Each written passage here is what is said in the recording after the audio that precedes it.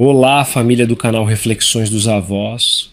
Aqui é o João, roteirista-chefe de vocês, e hoje nós vamos mergulhar de cabeça na tão esperada parte 2 da história da Dona Carmen. Mas antes eu preciso contar uma coisinha pra vocês, porque muita gente sempre comenta da voz da nossa idosa querida. Sim, essa voz é humana. É a voz da Dona Helena. A Dona Helena nunca foi narradora profissional, não. Ela era uma vizinha nossa aqui do Paraná e tudo começou de um jeito muito simples. Um dia a gente deu a ideia de ela narrar uma história para testar. Ela aceitou, fez do jeitinho dela, com aquela verdade, aquele peso e aquele carinho de voz de vó mesmo. E vocês se apaixonaram. Ela nunca trabalhou com isso de forma profissional.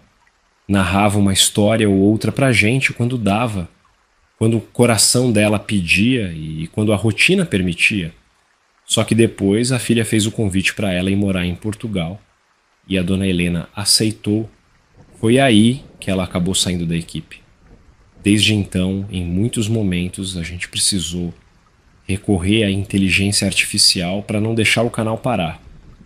E eu vou falar uma coisa do fundo do coração, a IA ajuda, quebra galho, às vezes até fica boa. Mas voz humana não tem comparação. Não tem tecnologia que consiga copiar a alma que a Dona Helena põe em cada palavra. E quando a história da Dona Carmen ficou pronta, a gente sentiu que precisava tentar. Porque tinha que ser uma voz com verdade. Então fomos atrás da Dona Helena e pedimos, insistimos mesmo, e graças a Deus ela topou narrar essa história para nós. Agora, um aviso super rápido.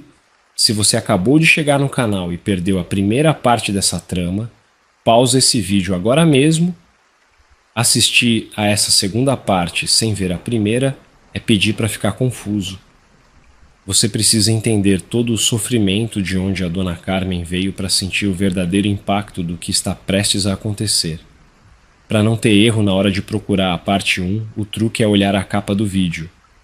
A série da Dona Carmen é marcada por uma faixa rosa claro bem na parte de cima da imagem. Achou o rosto dela com essa barrinha rosa claro? É lá que você tem que clicar. Eu também deixei o atalho facinho para você no primeiro comentário fixado aqui embaixo. Vai lá, assiste e depois corre de volta para cá. Agora, se você já está em dia e lembra muito bem como a primeira parte terminou, respira fundo. Sabe aquele flagra nos fundos da casa e o risinho das empregadas? Pois é, minha gente. Fofoca em fazenda voa mais rápido que vento. E esse boato vai cair direto no pior ouvido possível. Daqui pra frente a vida da Dona Carmen vira um verdadeiro inferno.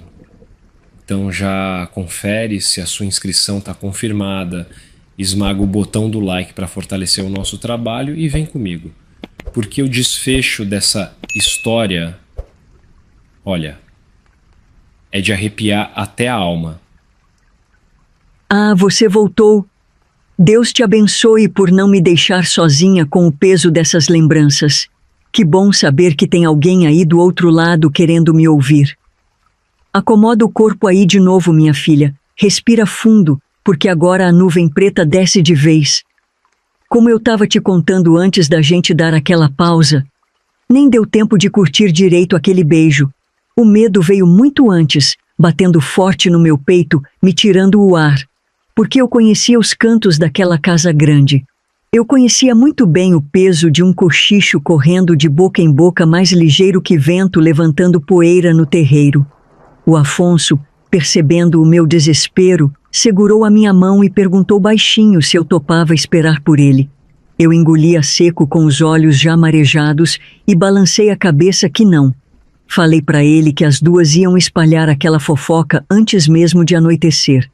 E que quando ele finalmente voltasse da capital, talvez eu já nem morasse mais ali. Talvez me botassem para fora com a roupa do corpo. Talvez me mandassem para outro canto qualquer, lá pros confins da roça. Talvez acontecesse coisa pior. A cabeça de quem é pobre e não tem nada no mundo sempre espera pelo pior. E olha, minha filha, o meu coração não estava errado. Ele arregalou os olhos na mesma hora. Assustado de verdade, e perguntou, sem pensar duas vezes, se eu queria ir embora com ele para a capital. Disse que cuidava de mim. Prometeu não me tocar, a não ser que eu quisesse. A proposta era tentadora, mas eu tinha vergonha demais dele, meu bem. E também tinha medo. Medo dele dizer aquilo no impulso e depois se arrepender. Então respondi que não, que eu precisava ficar, que agora só me restava esperar e ver o que iam fazer comigo. Ele disse que podia ir atrás das duas, pedir que segurassem a língua.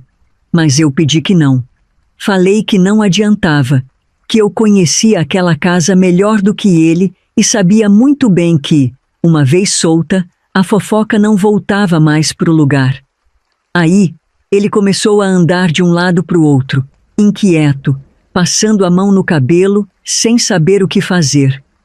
E eu ali, parada diante do tanque, sentindo uma vontade de chorar tão grande, mas tão grande, que já era até difícil continuar em pé, de tanto medo do que vinha agora. Ele, vendo minha teimosia e com o horário acirrado, foi embora logo em seguida. Disse que não ia demorar na capital, que voltaria o mais rápido que a vida deixasse, e me pediu com aquele olho manso dele que eu esperasse por ele. Eu não disse que sim, nem disse que não. A minha cabeça estava tão atordoada que eu só assenti. Mas a paz, minha filha, é uma visita que não senta na sala de pobre. Assim que eu pisei na cozinha, não precisei escutar uma palavra para saber que meu mundo tinha desabado. O ar estava pesado. A Chica e a Joana já tinham feito o serviço, espalhando o veneno pelos cantos mais rápido que fogo em palha seca. Dona Benta estava na pia, esfregando um caldeirão de ferro com uma força que o braço grosso chegava a tremer. Quando sentiu a minha sombra, ela largou a esponja. Não me puxou com violência, não. Ela nunca precisou de brutalidade física para me colocar no meu lugar. Ela só me chamou para o canto dos mantimentos com aquele aceno de queixo de sempre. Eu fui arrastando os pés, com a perna bamba. Ela não gritou. O medo das paredes ouvirem era maior que a raiva. Mas ela me olhou com um desespero tão escuro nos olhos que me cortou mais do que se tivesse me batido. Falou baixinho, com os dentes trincados, que eu estava amarrando a minha própria corda no pescoço.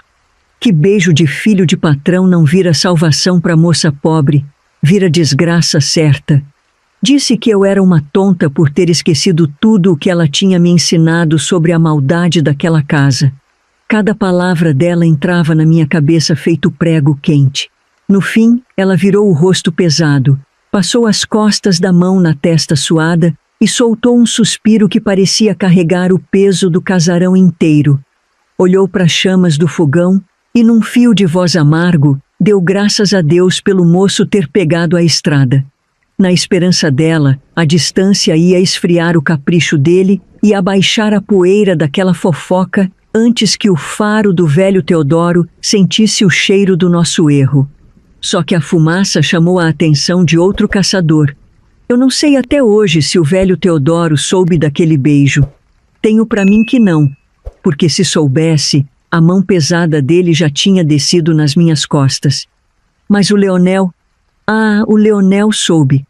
Até aquela semana, o filho mais velho do patrão nunca tinha me enxergado de verdade. Eu era só um pedaço de mobília que esfregava panela no fundo da casa, mas bastou o cheiro do interesse do irmão bater no ar para ele acordar. O Leonel era feito bicho de caça. Não suportava ver outro animal rondando no pasto dele. Ele começou a me cercar. No começo era só coincidência inventada. Eu ia no quintal buscar lenha. Ele estava encostado na cerca. Eu passava no corredor dos fundos. Ele vinha na direção contrária e não desviava o corpo todo, me obrigando a encolher os ombros para não esbarrar nele. E o pior de tudo, meu bem, ele era gentil. Mas era uma gentileza que deixava a gente sem ar, sabe? Uma gentileza invasiva. Ele falava baixo, perguntava se o caldeirão estava pesado, sorria de canto de boca, daquele jeito que ele sabia que desarrumava as moças. Ele invadia o meu espaço devagarzinho, me encurralando com o corpo, como se quisesse provar para si mesmo que eu também ia cair na teia dele, igualzinho às outras. e eu tremia, mas não de amor. Tremia de pavor puro. E quem não perdeu 1 milímetro dessa mudança foi a Teresa. A paixão deixa a pessoa cega, mas o ciúme dá uma visão de lince. Ela percebeu na hora que o Leonel estava me rodeando. Só que, na cabeça doentia dela, o defeito não era do homem que brincava com os sentimentos alheios. O defeito era meu. Um dia, no tanque de lavar roupa, ela me espremeu contra a borda de cimento. O olho dela cuspia fogo. Cuspiu as piores palavras na minha cara, com o dedo em riste quase furando meu peito. Disse que eu era uma sonsa, que eu me fazia de santa na frente da Dona Benta, mas que vivia me oferecendo e me jogando para cima do Leonel pelos cantos da casa. Eu tentei me defender, juro que tentei. Falei que aquilo era mentira, que eu fugia dele como o diabo foge da cruz. Mas vai explicar a verdade para quem já escolheu a própria ilusão. Os dias foram passando pesados depois que Afonso pegou a estrada para a capital. Passou 1 semana, depois 2. E lá para os 20 dias, uma coisa estranha aconteceu na rotina da casa. A Teresa sumiu. No começo, as outras moças acharam que era manha, que ela estava com raiva, porque o Leonel andava com o olho virado para outros cantos. Mas Dona Benta não era mulher de engolir desculpa rasa. Ela conhecia a Teresa desde menina, sabia que ela não faltava o serviço por pouca coisa. Certo fim da tarde, a Dona Benta desceu até a colônia onde a família da menina morava para saber o que tinha acontecido. Quando voltou para a cozinha, já era quase noite. Não era segredo para ninguém. A cozinha inteira sabia para onde ela tinha ido aquele dia. Dona Benta juntou as empregadas ali na cozinha e falou de vez, com a cara pesada, que a situação não era boa. Disse para todo mundo que a Teresa estava muito doente, queimando numa febre que não cedia por nada, e que os pais da coitada estavam se virando do avesso, fazendo de tudo o que era possível para tentar salvar a menina. Na mesma hora, meu coração murchou no peito. Eu não guardava mágoa, sabe, minha filha? Mesmo com toda aquela ruindade que ela tinha cuspido na minha cara lá no tanque, eu não tinha raiva. A gente que sofre sabe reconhecer o desespero no olho de outra pessoa. Fiquei com uma tristeza funda por ela, rezando baixinho para ela melhorar. Mas a verdade nessa vida quase nunca passeia à luz do dia. Quando a noite caiu de vez, o serviço acabou e a casa grande aquietou, Dona Benta me chamou lá para o quarto dela. Assim que entramos, ela trancou a porta. O rosto dela, que já estava pesado lá na cozinha, agora parecia que carregava a dor do mundo. Sentou na beirada da cama, mandou eu sentar do lado e me contou tudo. Ela não estava com febre de doença comum, não. A desgraça era muito mais escura. A Teresa estava morrendo porque tinha ido dar fim na gravidez. Foi se meter na calada da noite na casa de uma daquelas parteiras velhas, dessas que o povo da colônia só procura em desespero, escondido, para resolver o que não pode nascer.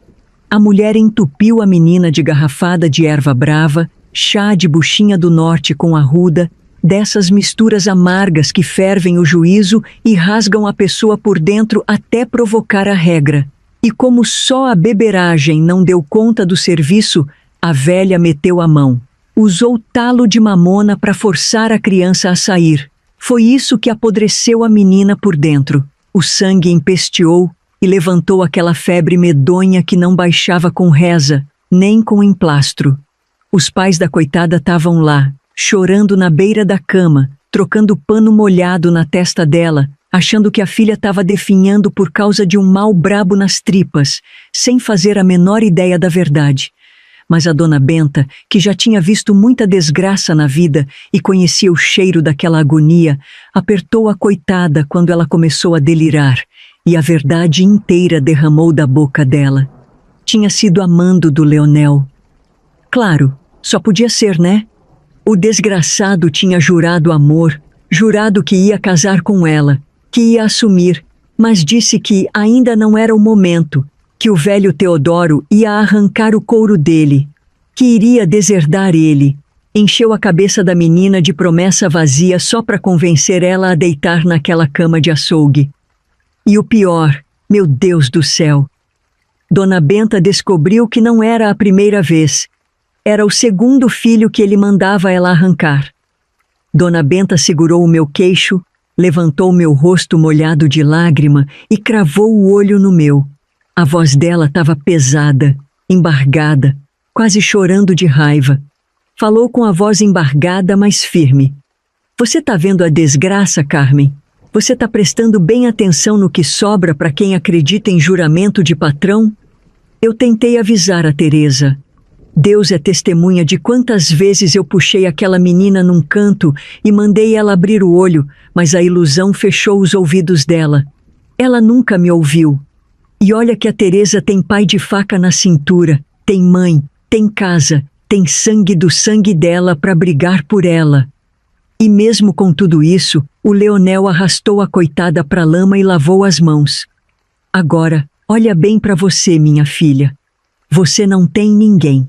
Você não tem um pai para cobrar a tua honra, não tem um irmão para te defender, não tem teto teu. Se eu pego no teu pé, se eu te dou bronca todo santo dia, se eu vigio teus passos, é porque você não tem uma viva alma por você nesse mundo, minha filha. Se você cair na teia de um homem dessa laia, Carmen, não sobra nem o pó do teu osso para contar história. Naquela noite, o meu sangue virou gelo. O medo que eu já sentia daquele casarão virou um pavor que me cegava. Nos dias seguintes, eu perdi qualquer juízo de disfarçar. Se eu escutava a bota do Leonel bater na madeira do corredor, eu dava meia volta e fugia. Se eu estava no quintal e via ele apontar na porteira, eu largava o que estava fazendo e me enfiava no meio da rouparia ou da cozinha. Eu corria dele como a presa corre do predador quando sente o cheiro da morte. Só que eu não percebi que bicho que corre é o que mais atiça a fome do caçador. O Leonel notou. Homem como ele não estava acostumado com mulher fugindo apavorada dele, estava acostumado com tapete estendido. Numa dessas vezes, eu vinha com uma bacia de roupa, dei de cara com ele no corredor do lavabo, virei o corpo tão brusco que quase derrubei tudo e saí apressada. Eu vi de relance ele parar no meio do caminho e ficar olhando para as minhas costas. Ele estreitou os olhos. Deve ter achado estranho. O bote não demorou para acontecer.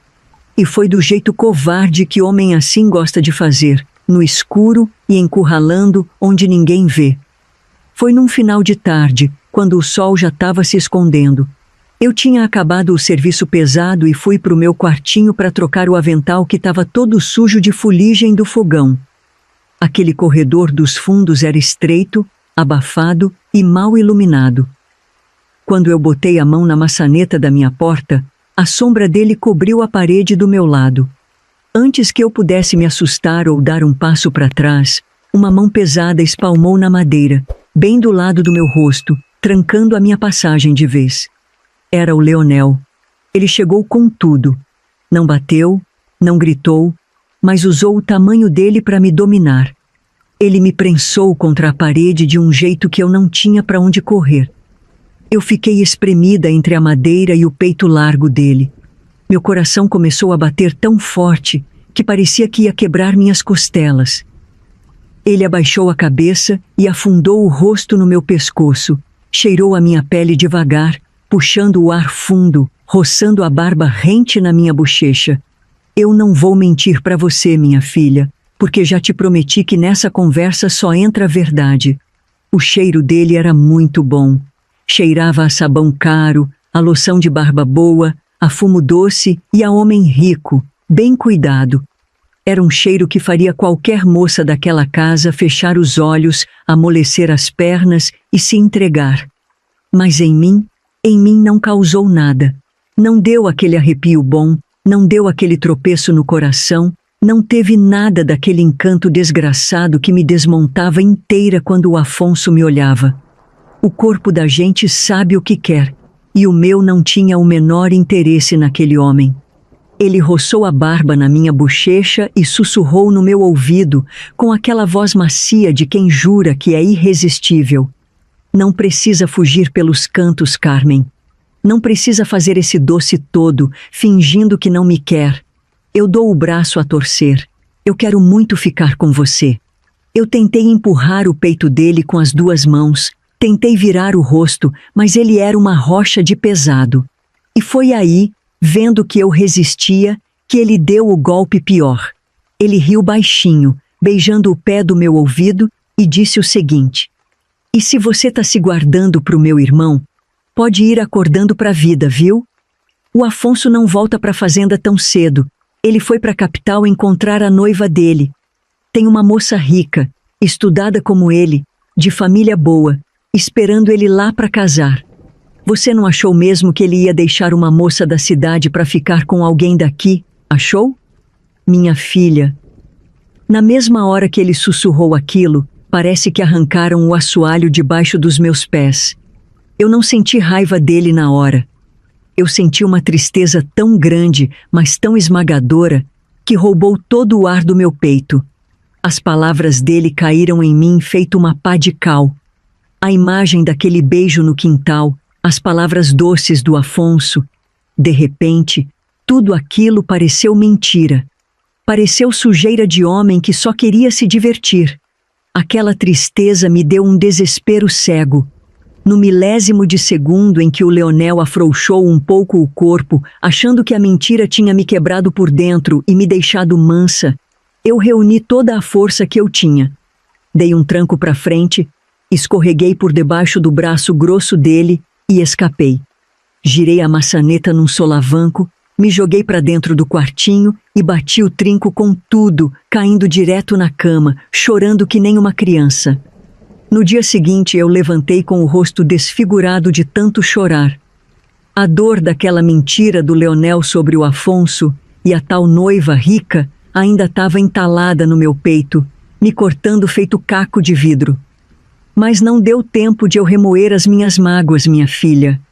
Logo depois do almoço, um menino da colônia chegou na porta da cozinha esbaforido, de chapéu esmagado na mão e o rosto cinzento de susto. Chamou a dona Benta no canto da porta. Quando ela virou de volta para a gente, o ombro largo dela estava baixo e o olho rasgado de água. A Teresa não tinha aguentado. O velho Teodoro liberou os empregados dos fundos para irem no velório, mais por obrigação de costume do que por qualquer pingo de pena.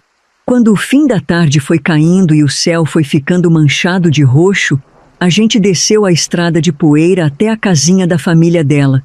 O velório de roça naquele tempo era uma coisa pesada, uma cerimônia que grudava nos ossos da gente.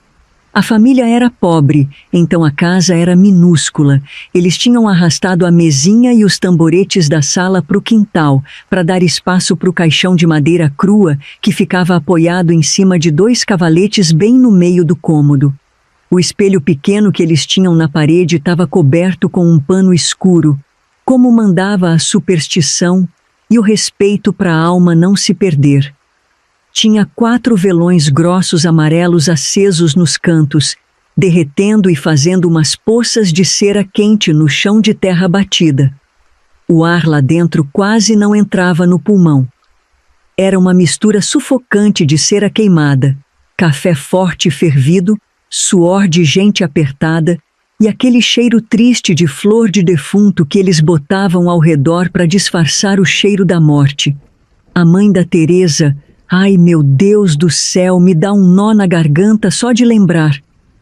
A pobre da mulher estava debruçada em cima do caixão, soluçando um choro tão esganiçado e fundo que parecia que estavam arrancando o couro dela viva. O pai estava escorado no batente da porta, mudo. Tinha o olhar vazio, o chapéu amassado nas mãos grossas de roça, sem entender que castigo era aquele.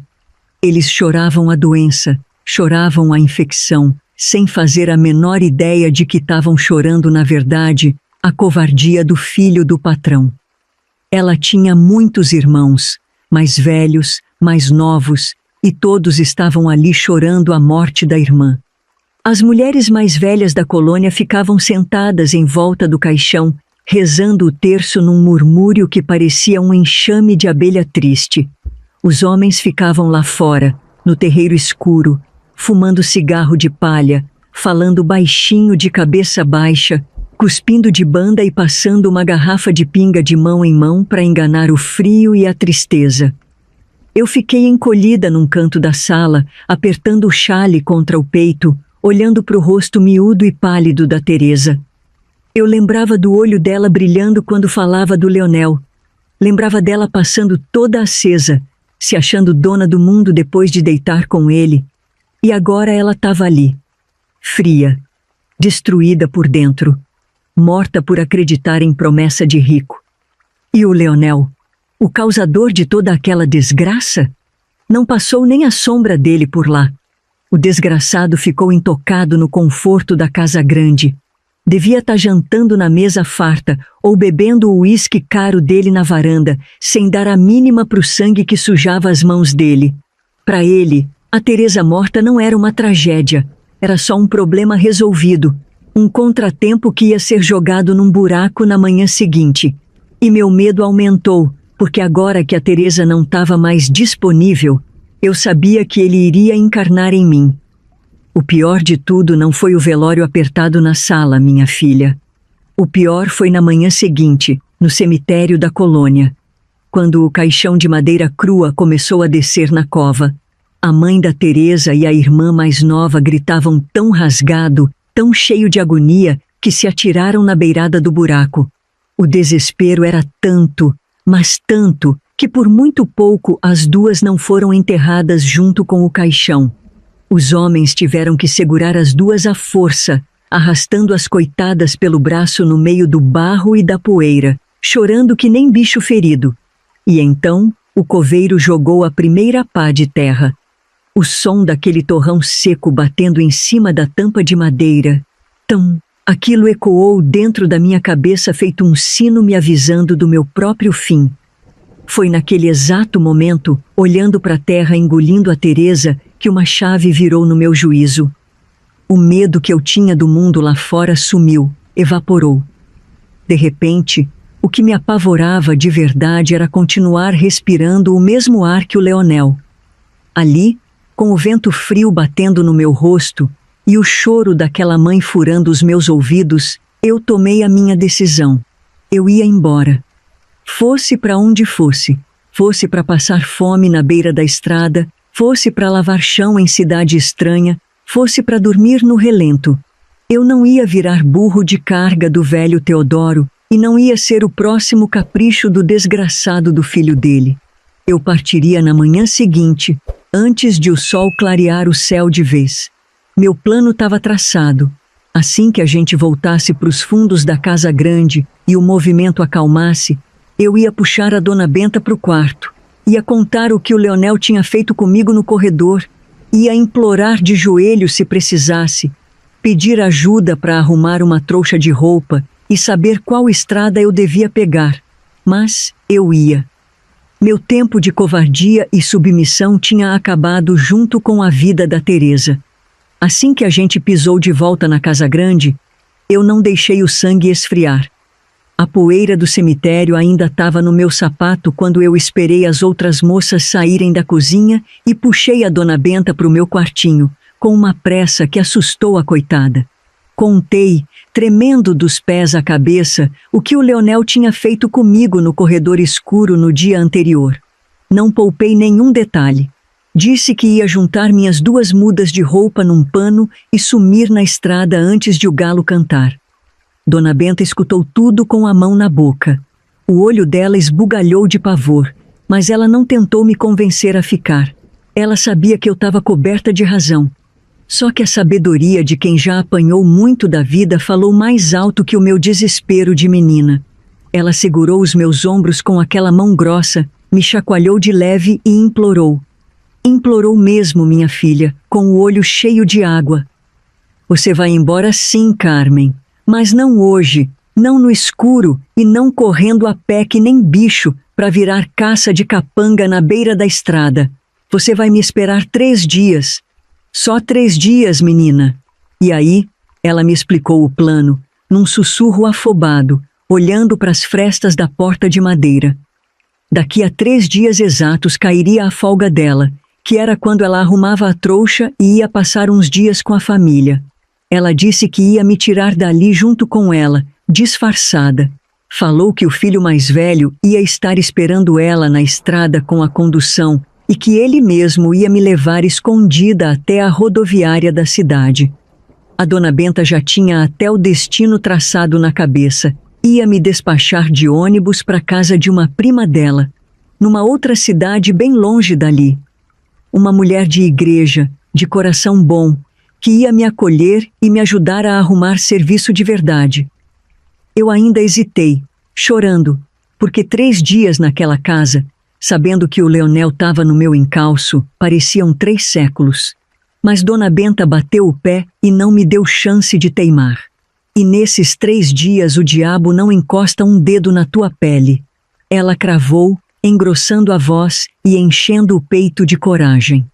Quando o serviço acabar hoje, você cata o teu colchão de palha e arrasta para o meu quarto. Você vai dormir no chão, bem do meu lado. Se o Leonel ou qualquer outro homem dessa casa quiser botar a mão em você, vai ter que passar por cima do meu cadáver primeiro. Aquilo me deu o primeiro pingo de esperança verdadeira desde o dia que meus pais morreram. Eu não estava mais sozinha. Eu tinha uma mãe de alma ali, que estava botando o próprio pescoço na corda para me arrancar da boca do lobo. Quando a noite caiu pesada e as luzes da sala grande apagaram, eu arrastei meu colchão de palha no escuro, calada, pisando macio, e ajeitei no chão do quartinho dela. A dona Benta não só passou o ferrolho grosso na porta, como ainda encostou uma cadeira pesada de madeira debaixo da maçaneta. Depois sentou na cama e ficou rezando o terço. Eu achava que estava a salvo, mas o diabo não trabalha só na escuridão, não. Ele passeia à luz do dia também.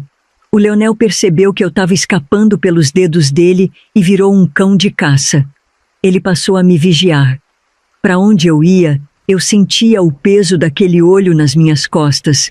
Foi no 2º dia. Era umas 11 horas da manhã, o sol já estava alto e quente. Eu estava ajudando a desossar um porco na cozinha de fora e me sujei toda. O meu avental ficou empapado de sangue e banha, e naquela casa, a regra era clara. Empregada não podia transitar suja para não ofender o nariz do patrão, mesmo que ele nem passasse perto da cozinha. Minhas coisas ainda ficavam no meu quartinho, aquele mesmo do corredor estreito, porque para o quarto da dona Benta eu só arrastava o colchão de noite. Ninguém ali sabia do nosso trato. Eu iria sair na surdina. Eu fui apressada. Lavei bem as mãos e sequei num pano de prato, abri a porta do meu quarto e entrei só para trocar o avental. Não ia levar nem 1 minuto, mas no segundo que eu passei pela porta, uma sombra entrou junto comigo.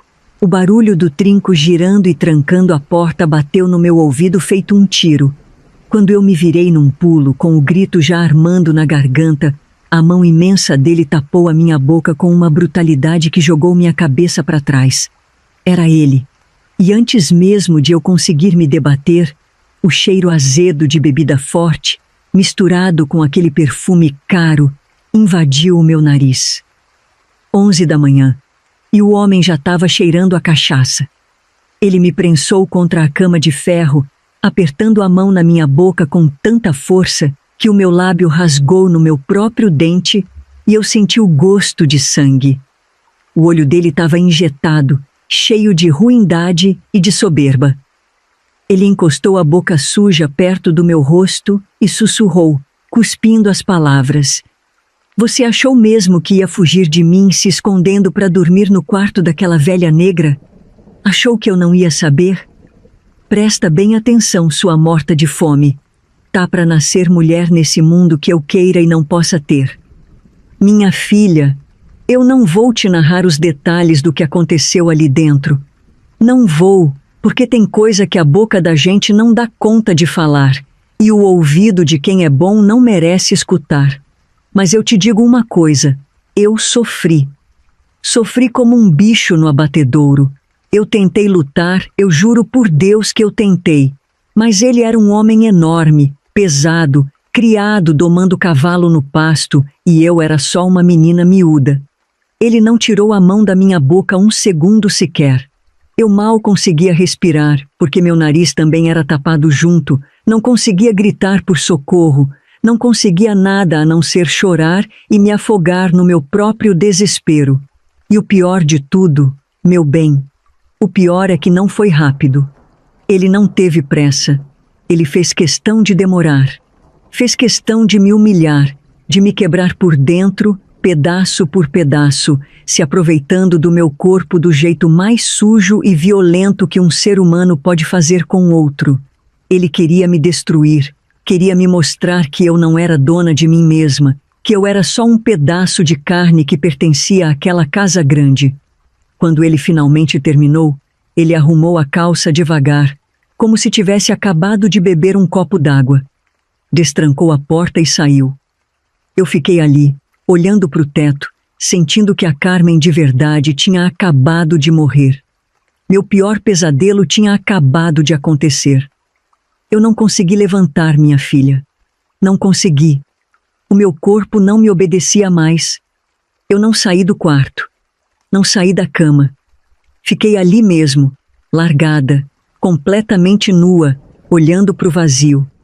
A minha cabeça tinha saído do mundo. Eu não sei quanto tempo passou. Podia ter sido 5 minutos. Podia ter sido horas. A vida parecia que tinha parado de correr. Até que a porta se abriu de supetão. Era a dona Benta. Que pena que ela não tinha chegado mais cedo. Ela tinha dado falta de mim tarde demais. Quando ela botou o olho em mim, ela entendeu na mesma hora. Aquele olhar experiente bateu no meu corpo destruído e a ficha dela caiu. O grito que saiu da garganta daquela mulher, olha, me arrepia até hoje. Foi um urro rasgado, um som de bicho ferido de morte. Ela caiu de joelhos do lado da cama, agarrou o meu rosto e berrava, chorando um choro de arrancar pedaço.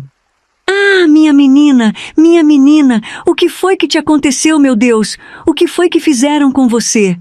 Ela me abraçou, me apertou contra o peito dela com uma força de mãe, não se importando que eu estava daquele jeito suja e destruída. O choro alto dela, aquele desespero sem tamanho, ecoou pelo corredor e chamou a atenção da Maria, uma das arrumadeiras de dentro da casa, que veio correndo e parou na porta. Quando a Maria olhou para dentro do quarto, ela botou as 2 mãos na boca. Ficou branca feito cera, em choque absoluto. Ela olhava para o meu estado e gaguejava, tremendo, perguntando qual capataz desgraçado da fazenda tinha tido a coragem de fazer aquela barbaridade comigo. Foi aí que a dona Benta enlouqueceu de vez. A dor daquela mulher virou uma fúria cega. Ela não quis saber de casa grande, não quis saber de respeito, de silêncio, de regra. Ela virou o rosto molhado de lágrima para a porta e gritou. Gritou a plenos pulmões, com todo o ódio que cabia no peito, para quem quisesse ouvir. Não foi capataz nenhum, foi o demônio do Leonel, foi o desgraçado do filho do coronel que destruiu a minha menina. Minha filha, aquilo virou um circo dos horrores num piscar de olhos. O falatório chamou mais gente. Foi chegando lavadeira, copeira, homem do terreiro, todo mundo se amontoando na porta do meu quartinho miúdo para olhar a desgraça alheia. O zumbido das vozes encheu o ar. Eu ouvia tudo. Ouvia os cochichos horrorizados, os passos apressados, o escândalo tomando conta da casa. Mas eu não tinha condições de abrir a boca para falar um "ah". A minha voz tinha morrido na garganta. Eu não conseguia nem chorar mais, só tremia. Minhas pernas estavam tomadas por sangue. Eu continuava ali, pelada, paralisada e exposta feito um animal abatido no pasto na frente daquele formigueiro de gente. Até que a Maria, soluçando de pena e de nervoso, arrancou um lençol limpo de cima de uma pilha que ela carregava e jogou por cima de mim, me cobrindo inteira, tentando devolver o mínimo de dignidade que aquele monstro tinha roubado. O escândalo estava armado, minha filha. Eu só sei que a dona Benta, com a ajuda da Maria, que ainda tremia e chorava do meu lado, me colocaram um vestido. Pegaram as minhas mudas de roupa que estavam no canto do quarto, enfiaram num saco de farinha e me levantaram da cama. Eu não tinha força nas pernas. Fui arrastada, escorada nos ombros das duas, cega pelo choque, atravessando aquele corredor onde eu tinha deixado a minha vida. Antes de cruzar a porta dos fundos para ir para o terreiro, a dona Benta parou.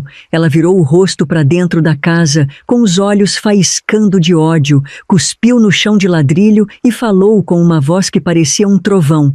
Eu prefiro morrer de fome mendigando na beira do caminho a botar os meus pés de novo nessa casa maldita. O castigo de você está guardado e vem pelas mãos de Deus. Ela largou o serviço. Largou quase 30 anos de suor e sacrifício que deixou naquele fogão. Largou tudo por mim. Nós fomos embora naquele mesmo dia. Eu não sei quem foi que arrumou a condução.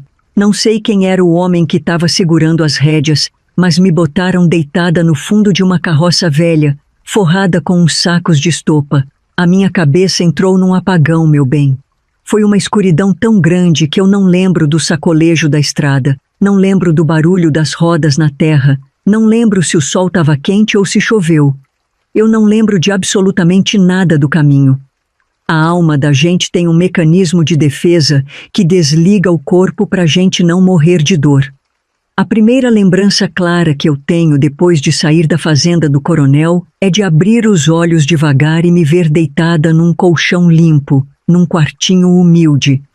Eu não fazia a menor ideia de como a gente tinha chegado na casa da família da dona Benta. Quando eu olhei em volta, tinha um monte de gente estranha ali. Era a família dela. Um monte de gente negra, de feição forte, mas que estava com o rosto banhado de tristeza. Eles me olhavam com uma pena tão funda, como quem olha para um passarinho que foi esmagado e ainda está tentando respirar. Ninguém fazia pergunta. Ninguém pedia para eu explicar nada da desgraça. Eles só se revezavam para tentar me ajudar. Uma mulher passava um pano úmido no meu rosto suado. Um homem mais velho entrou bem devagar e botou uma bacia de água quente no canto do quarto. Uma moça novinha vinha tentar me dar um gole de chá de camomila com uma colher, porque eu não tinha força nem para segurar uma caneca. Sim. O trauma foi tão grande que o meu corpo cobrou a conta. Tive uma febre fortíssima, daquelas que ferve o juízo e faz a gente delirar de bater o queixo, feito a mesma febre que levou os meus pais, só que dessa vez o mal vinha de dentro. Passei dias apagada, bebendo caldo ralo por colherada que a família da dona Benta me dava. Mas eu era moça nova. Depois de quase uma semana inteira presa naquela cama, o corpo começou a reagir. A febre cedeu, o suor secou e numa manhã eu consegui colocar os pés no chão.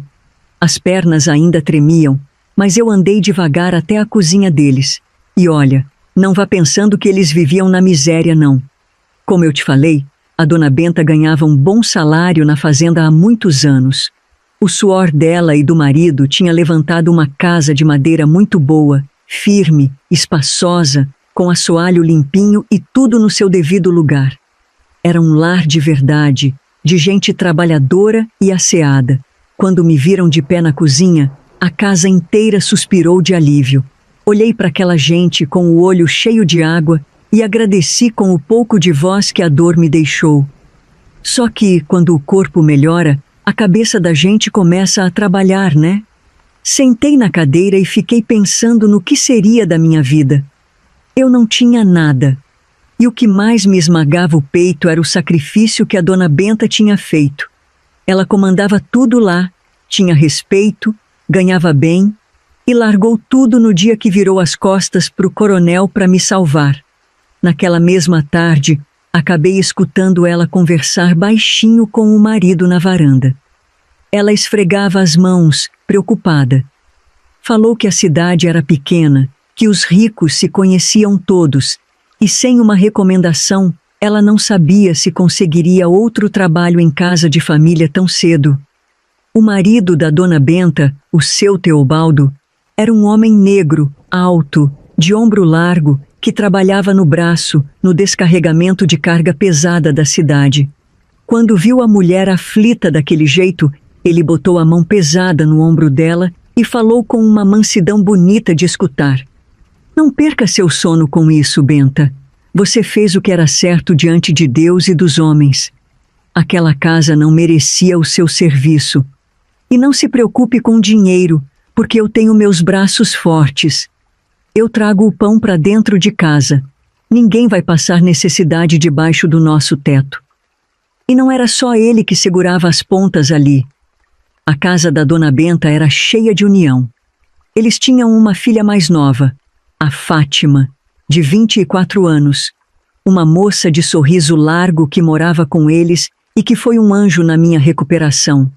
Os outros 3 filhos dela já eram homens casados, mas não arredaram pé de perto dos pais. Tinham levantado as casinhas deles ali perto mesmo, na mesma vila. Era uma família unida de verdade. Uma gente que tinha o que o velho Teodoro e o Leonel nunca iam conseguir comprar com todo o dinheiro daquela fazenda. Amor e dignidade. E por um tempo, eles me deixaram fazer parte daquilo. E tem outra. Não sei se já falei, mas com o tempo eu fui entendendo uma tristeza funda da Dona Benta, uma tristeza que ela escondia até dela mesma. Aquela mulher cuidava de todo mundo, botava ordem na cozinha, defendia as mais fracas, segurava a casa grande nas costas, mas não teve o direito de criar os próprios filhos como uma mãe de verdade queria. Via o crescimento deles aos pedaços, em visita contada, em folga apertada, em despedida na beira da estrada. A caçula mesmo, a Fátima, cresceu mais no braço do pai e da avó do que no colo da mãe. E isso doía nela feito ferida escondida, embora ela quase nunca deixasse ninguém ver. A Fátima amava a mãe demais, mas tinha aprendido desde pequena a dividir a Dona Benta com o fogão da casa grande. E hoje eu sei que isso machuca mãe e filha de um jeito que só quem vive sabe. Quando fez quase um mês que a gente estava ali, tentando colar os pedaços da minha vida, o susto bateu na porta. Literalmente, minha filha. Era uma tarde quieta. A gente ouviu o barulho de um motor parando na rua de terra, bem na frente da cerca de madeira. Quando o Antônio, o filho mais velho da Dona Benta, foi olhar pela fresta da janela, ele ficou branco feito papel. Virou pra gente e disse com a voz dura que era o carro do Coronel Teodoro e que ele tinha chegado acompanhado. O Afonso estava junto. A casa inteira gelou. O meu coração disparou de um jeito que eu achei que ia saltar pela boca. Eu comecei a tremer tanto que precisei segurar na beirada da mesa para não cair no chão. A primeira coisa que me passou pela cabeça foi que eles tinham vindo me buscar à força, para me jogar de volta naquele inferno. Mas o seu Teobaldo, marido da Dona Benta, era homem de peito. Ele endireitou as costas, olhou para a mulher, olhou para mim e disse que na casa dele ninguém entrava chutando porta, fosse patrão ou fosse o Papa. Ele mesmo saiu na varanda e recebeu os dois. Não sei que palavras foram trocadas lá no terreiro, mas quando a porta se abriu de novo, o velho Teodoro e o Afonso entraram. E entraram de cabeça baixa. Eles sentaram no sofá da sala, encolhidos num canto. Eu sentei numa cadeira de palha do outro lado, com a Dona Benta grudada em mim, segurando a minha mão fria. E o seu Teobaldo e o Antônio. Ah, minha filha, esses dois não arredaram o pé dali. Ficaram de pé, com os braços cruzados, bem atrás das nossas cadeiras, feito 2 muralhas. Se o coronel achou que ia chegar botando banca e dando ordem, a postura firme daqueles 2 homens donos do próprio teto mostrou que ali dentro a banda tocava muito diferente. O coronel Teodoro estava visivelmente desconfortável. Um homem daquele tamanho, acostumado a ser o dono do mundo, a ter todo mundo se arrastando aos pés dele, tendo que engolir o próprio orgulho na sala de um trabalhador negro. Ele pigarreou, apertou o chapéu de feltro nas mãos e começou a falar. Disse que a casa grande tinha virado do avesso. Falou que a história da morte da menina Teresa tinha chegado aos ouvidos dele, e logo depois, o escândalo do que aconteceu comigo estourou na cozinha inteira. Ele olhou bem para mim e disse que, assim que soube, mandou o Leonel embora. Despachou o filho mais velho para cuidar de uma fazenda muito longe dali, no meio do nada, e garantiu que o desgraçado ia ser vigiado dia e noite por um pessoal da mais alta confiança dele. E aí, minha filha, ele falou uma coisa que me deixou tonta. O coronel jurou por Deus que sabia sim que eu era uma órfã que vivia e trabalhava pelos fundos da casa, mas que nunca tinha se ocupado de perguntar de onde eu tinha vindo, nem em que condições me mantinham ali. Abaixou a cabeça dizendo que sentia muito pelo destino trágico da minha família, mas garantiu que a história da dívida, de me tomarem como pagamento e me manterem presa à pia da cozinha daquele jeito, tinha sido sujeira dos capangas dele. Homens que usavam o nome do patrão para fazer barbaridade e enriquecer em cima da miséria dos outros.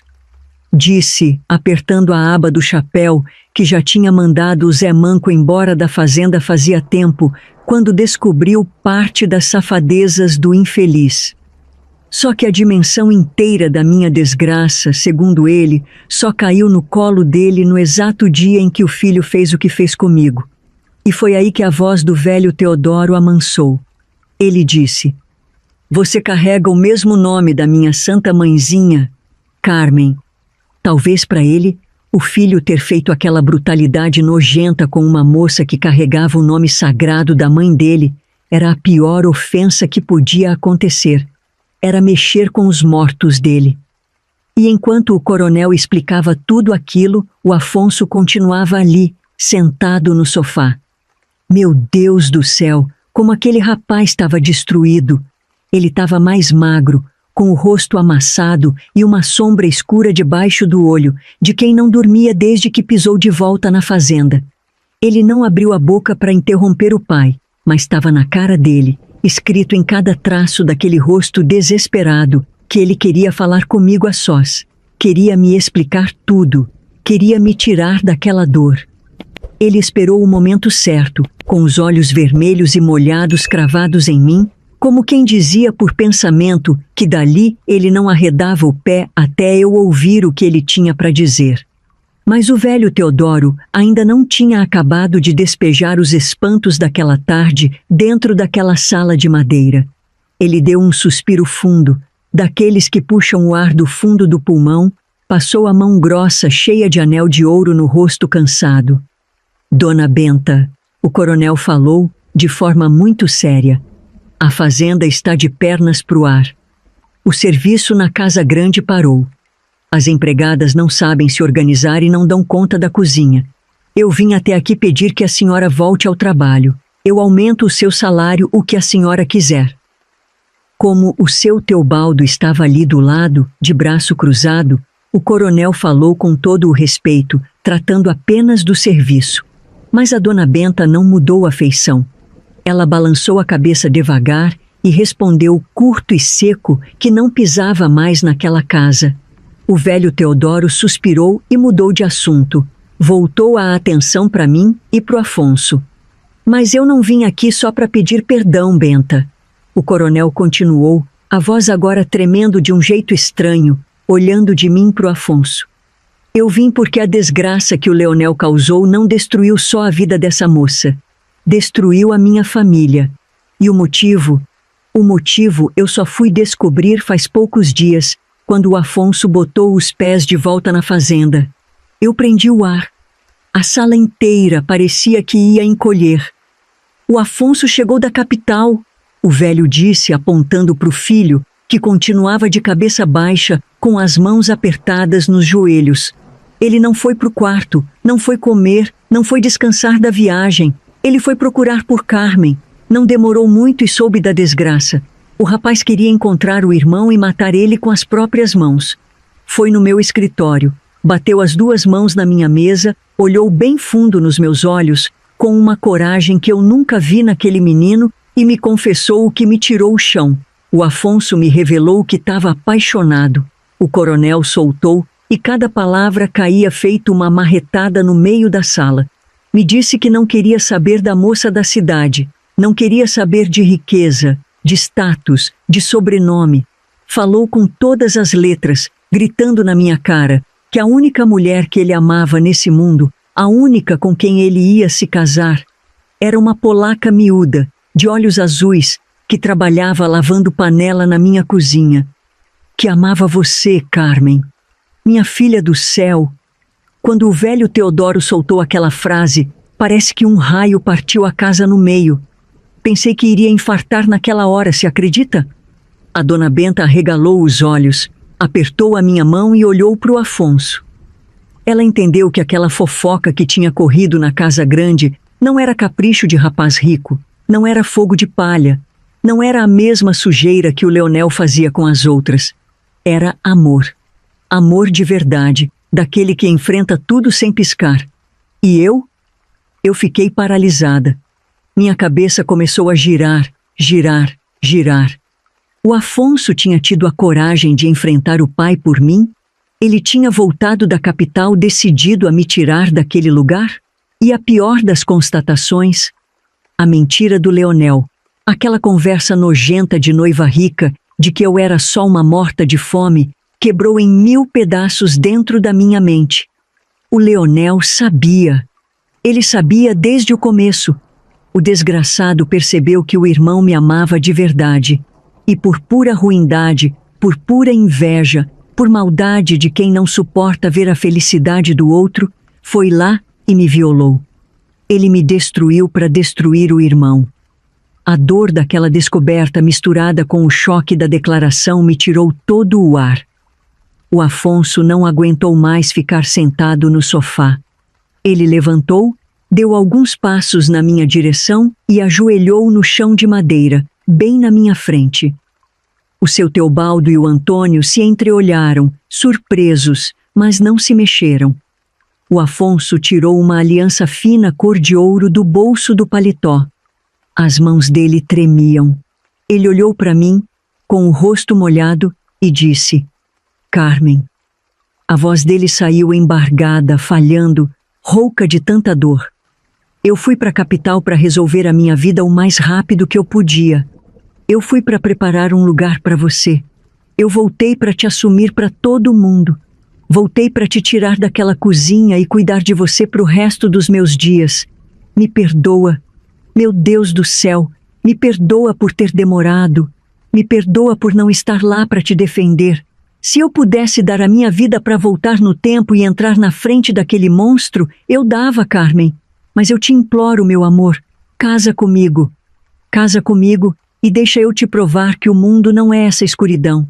Deixa eu te curar de todo o mal que o meu sangue te fez. Minha filha, eu queria que você pudesse sentir o que eu senti naquela hora. O meu peito parece que rasgou no meio. Era uma mistura de um amor imenso, de uma gratidão sem tamanho, com uma vergonha que me corroía até o tutano dos ossos. A dona Benta chorava baixinho do meu lado. O seu Teobaldo tirou o chapéu da cabeça.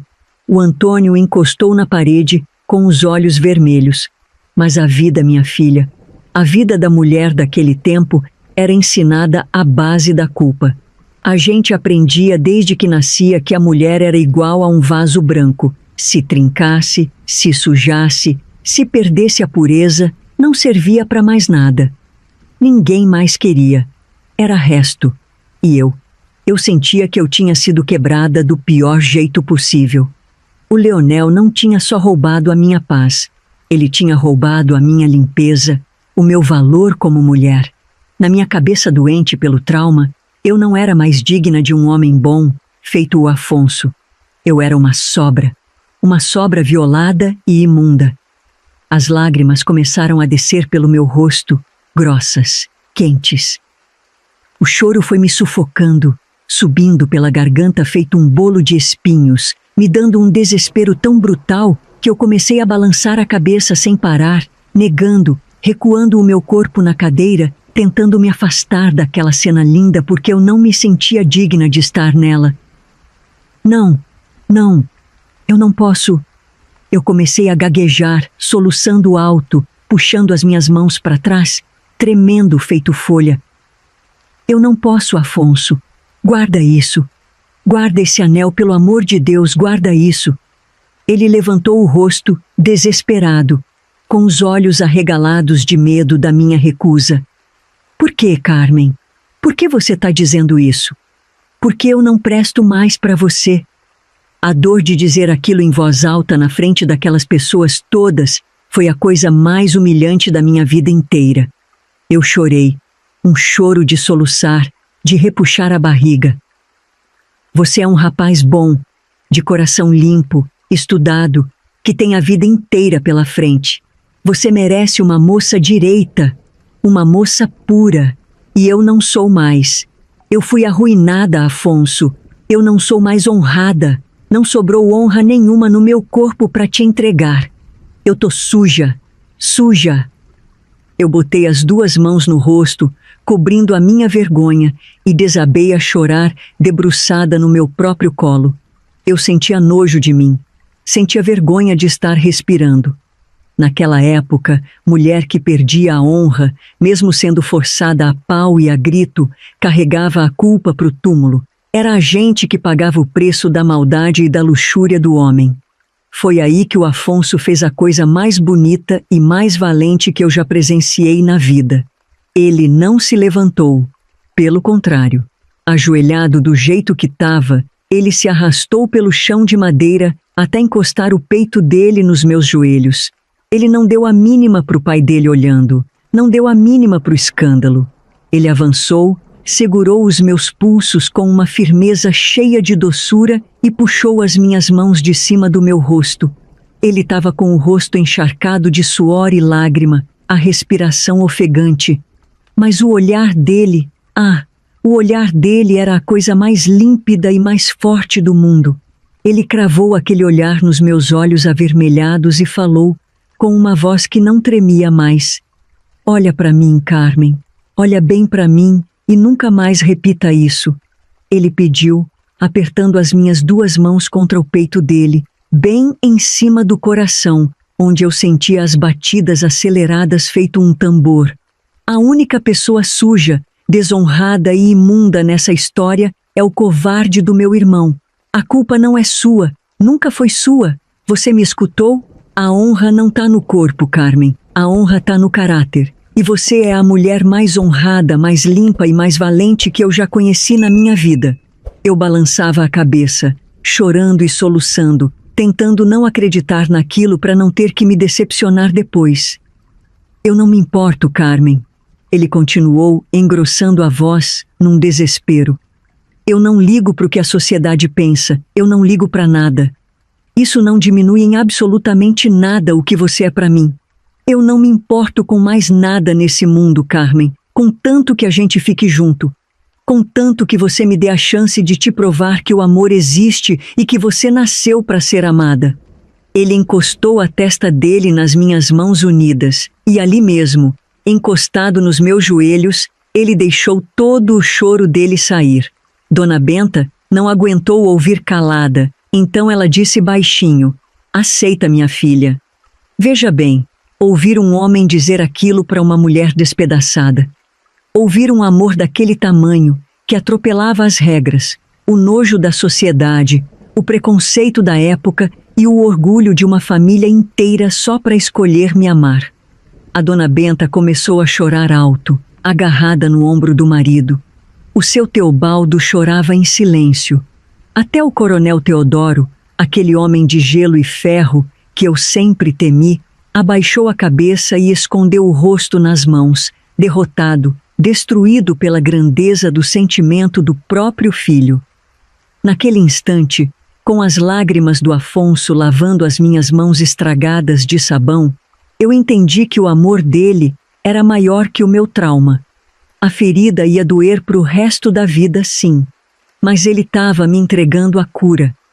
Ele me devolveu a dignidade que o Leonel tentou roubar, e ali, no chão daquela sala pobre, o meu coração disse sim, antes mesmo da minha boca conseguir falar. E foi assim, minha filha, que eu juntei as minhas poucas coisas e fiz o caminho de volta para a fazenda. Mas dessa vez, a história era outra. A Dona Benta foi junto com a gente. Depois de ver a coragem do Afonso e o choro derrotado do coronel, ela percebeu que, por baixo daquela casca de poder e arrogância, Uma parte daquela família tinha coração. Ela aceitou a proposta do velho Teodoro, mas voltou de cabeça erguida, mandando e desmandando na cozinha, sabendo o valor que o serviço dela tinha. Naquela primeira noite de volta ao casarão, o mundo virou de cabeça para baixo. Eu não fui para os fundos arear panela de ferro. Eu tomei um banho quente, vesti um vestido bom que tinha sido esquecido por alguma hóspede, era azul claro e limpinho, e sentei na mesa grande de jacarandá. Jantei ali, servida na louça cara, como a futura nora do coronel. Foi esquisito demais, confesso. A minha mão tremia segurando o talher de prata, mas o Afonso percebeu e segurou a minha outra mão por debaixo da mesa. Quando a mesa foi recolhida, o Afonso me chamou para dar uma volta no pomar. Ali, debaixo das árvores, com a luz da lua clareando as folhas, a gente se beijou. Foi o nosso segundo beijo, minha filha, mas parecia que era o primeiro, porque dessa vez não tinha pressa. Não tinha susto, não tinha risco de esbarrar em ninguém, não tinha o pavor de ser pega. Eu podia fechar os olhos e beijar o homem que eu amava sem medo de ser vista. Mas eu prometi te contar só verdades, e não vou fingir que o trauma sumiu num passe de mágica. Quando a noite foi caindo e a casa grande foi ficando silenciosa, um pavor escuro subiu pelas minhas pernas. Eu olhava para os corredores e tinha a nítida impressão de que o Leonel ia aparecer de repente. Na minha cabeça machucada, eu jurava que ele ia chegar cheio de cachaça e ódio, que ia invadir a casa e matar todos nós por causa daquele casamento. O medo tentou me sufocar de novo. Eu precisei me ajoelhar no chão, fechar os olhos e conversar muito sério com Deus. Rezei, chorei um restinho de lágrima que ainda tinha guardado e pedi para o Senhor tirar aquele fantasma da minha cabeça. E Ele me atendeu. O coração foi acalmando aos poucos e a paz entrou. No dia seguinte de manhã, o coronel e o Afonso fizeram questão de me apresentar oficialmente para os outros empregados. O povo da casa, eram 16 no total, isso ali dentro, para servir a casa-sede, sem contar, é claro, as centenas de colonos e peões que cuidavam da lavoura e do gado lá para dentro da fazenda. Tiveram que me olhar de frente. Fui apresentada como a noiva do Afonso. Ninguém ousou dar um pio, dar risadinha ou soltar olhar torto. Todos abaixaram a cabeça com respeito, porque sabiam que a partir daquele dia, quem ofendesse a mim estaria ofendendo a família.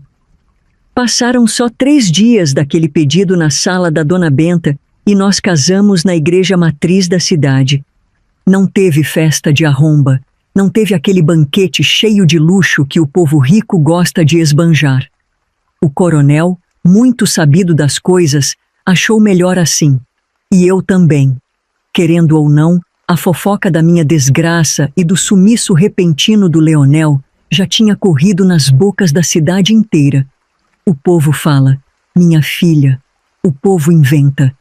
Então era melhor fazer uma coisa bonita, mais discreta, só com a bênção do padre e as pessoas que realmente importavam para nós.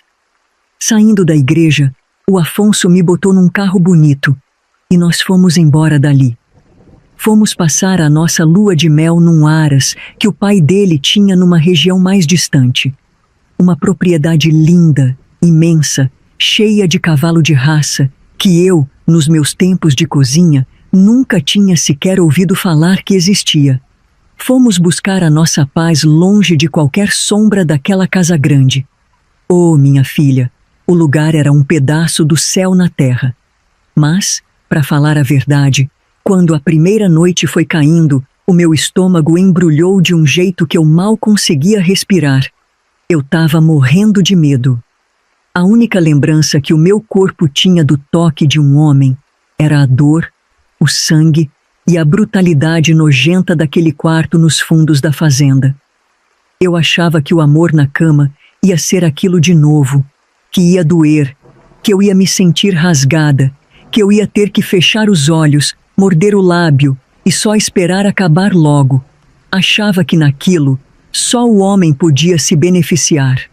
Quando a gente entrou no quarto, eu tremia feito vara verde. Mas o Afonso foi um anjo que Deus mandou para curar a minha carne e a minha alma. Ele percebeu o meu pavor na mesma hora. E ele não me apressou, não me cobrou, não me forçou a absolutamente nada. Ele foi tão carinhoso, mas tão paciente, que me tratou como se eu fosse a coisa mais preciosa e frágil desse mundo.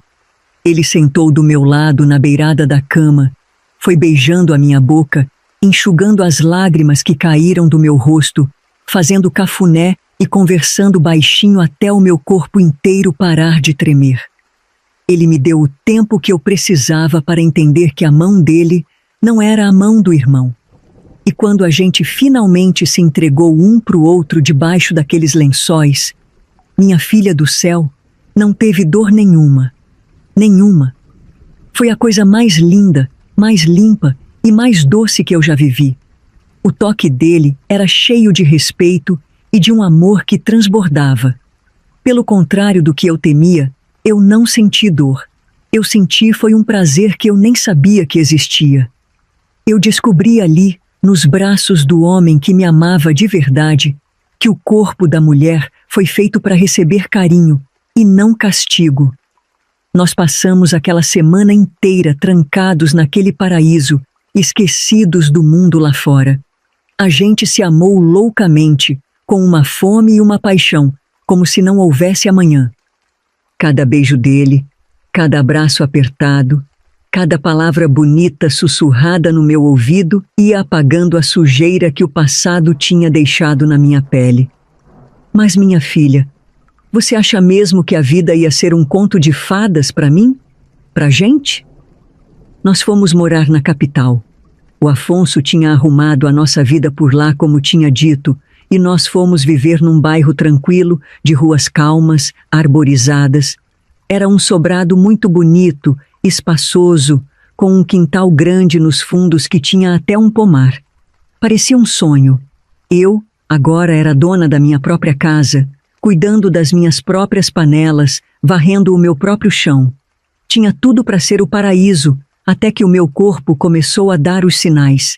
Veio o enjoo que não passava, a tontura de manhã, a fraqueza, e a minha regra parou de descer. Eu estava grávida. Qualquer mulher recém-casada daria pulos de alegria, mas quando a ficha caiu, um terror gelado subiu pela minha espinha e tomou conta do meu coração. O medo me paralisou de um jeito que eu não conseguia nem respirar direito. Pela data, pelo tempo que tinha passado desde o dia que o Leonel trancou aquela porta até a semana da nossa lua de mel, existia uma dúvida maldita. Eu tinha pavor de não saber quem era o pai. O Afonso me levou no médico da cidade, um senhor de cabelo branco, muito respeitado na capital. Naquele tempo, não tinha essas modernidades de hoje de ver a criança por dentro da barriga. O exame de mulher grávida era no olho, no tato e no ouvido. O doutor me deitou na maca, apalpou a minha barriga com as mãos procurando o fundo do útero e pegou uma fita métrica de pano para medir. Depois, ele encostou um canudinho de madeira comprido na minha pele, o tal do estetoscópio de Pinard, para escutar o coraçãozinho bater. Ele terminou o exame, lavou as mãos na pia do consultório, abriu um sorriso largo e apertou a mão do Afonso. Meus parabéns ao casal, a senhora está esperando um bebê. O médico disse, na maior alegria do mundo, arrumando os óculos no rosto. E pelas minhas contas, apalpando o tamanho do útero e a altura da barriga, a gravidez já está quase completando o 3º mês. Está tudo muito bem, vai ser uma criança forte. O doutor falou aquilo com a naturalidade de quem dá uma boa notícia. Para ele, nós éramos só mais um marido e uma mulher da cidade construindo família. Ele não sabia quando a gente tinha pisado na igreja, não sabia de onde a gente vinha, não sabia da fazenda e muito menos do Leonel. Mas quando o número saiu da boca dele, a sala inteira pareceu que ficou sem ar. 3 meses. O nosso casamento e a nossa lua de mel mal tinham completado 2. A matemática não batia. E a natureza, minha filha, não sabe mentir. Eu senti o meu sangue sumir. A vergonha e o desespero me bateram com tanta força que eu comecei a tremer em cima da maca. O pesadelo tinha virado carne. Aquele filho era do Leonel. O Afonso também sentiu a pancada, mas ele engoliu a seco, manteve a postura, agradeceu o médico, apertando a mão dele de volta, pegou as minhas mãos geladas e me levou para casa em silêncio.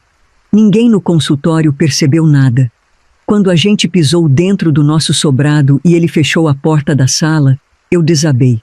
Caí no sofá, chorando um choro tão doído, tão rasgado, que eu achei que ia morrer ali mesmo.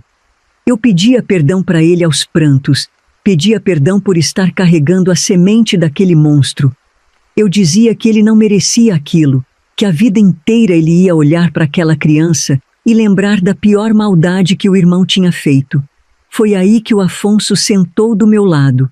Ele me abraçou apertado, encostou a minha cabeça no peito dele e falou uma coisa que eu nunca vou esquecer. Carmen, escuta bem o que eu vou te dizer porque eu não vou repetir nunca mais.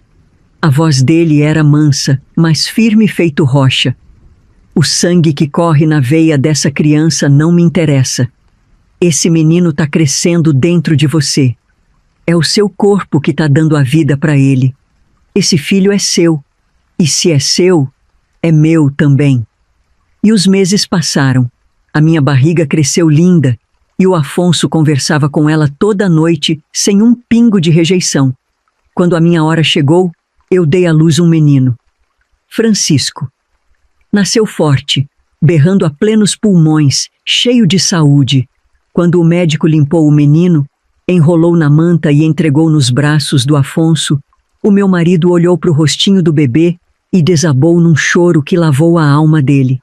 Aquele moço estudado, filho do homem mais temido do interior, encostou o rosto miúdo do bebê no peito dele, chorou feito uma criança, olhou para mim na cama e disse: "Ele é lindo, Carmen, meu filho, o meu menino."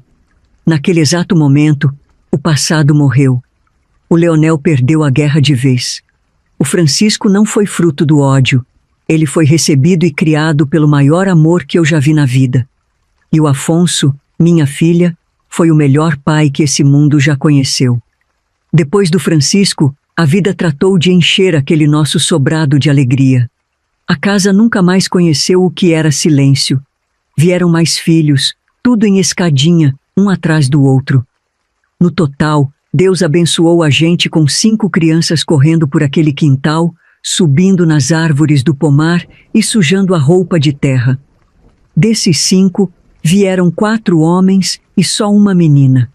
Uma única flor no meio daquele bando de menino bruto. Quando ela nasceu, eu fiz questão de colocar nela o nome da minha falecida mãe, Marta. Era o meu jeito de trazer a lembrança de quem me deu a vida de volta para minha história. Eu e o Afonso esperávamos que viessem mais meninas depois dela, viu? A gente tinha o sonho de ter mais uma para homenagear a mãe dele, a dona Matilde, e mais outra para chamar de Benedita, que era o nome de batismo da nossa eterna dona Benta. Mas Deus é quem sabe o tamanho da nossa horta. Ele quis mandar apenas uma menina para nós, e nós aceitamos com o coração transbordando de gratidão. E foi justamente nessa fase da vida, com a casa cheia, menino correndo pelos cantos, choro de bebê, aquele mundaréu de fraldas no varal e panela no fogo, que eu comecei a olhar muito para o passado com outros olhos. A maternidade mexe com tudo dentro da gente, minha filha. Tem coisa que a gente engole quando é moça, mas depois que vira mãe, depois que vê filho crescer debaixo do próprio teto, passa a entender de outro jeito. E foi aí que muita coisa antiga começou a me doer de novo. Inclusive o que eu pensava, lá no fundo, sobre o Coronel Teodoro. Eu nunca tive coragem de dizer isso ao Afonso, porque sabia da dor que essa verdade podia trazer, mas dentro de mim eu nunca gostei de verdade do pai dele. Podia reconhecer quando ele tentava fazer o certo, podia até agradecer pelo que fez depois, mas gostar, não gostei. Porque o coronel também carregava culpa demais nas costas. Meus pais eram funcionários dele. A vila onde minha família foi destruída vivia debaixo da sombra das terras dele. E quando a febre virou sentença para tanta gente, ele não apareceu para acudir, não mandou ajuda, não foi ver os mortos, nem os vivos. Deixou aquele povo entregue ao abandono. E o tempo, em vez de limpar a imagem dele, só foi me mostrando mais coisa podre. Fui entendendo aos poucos que Leonel não tinha virado o que virou sozinho, não.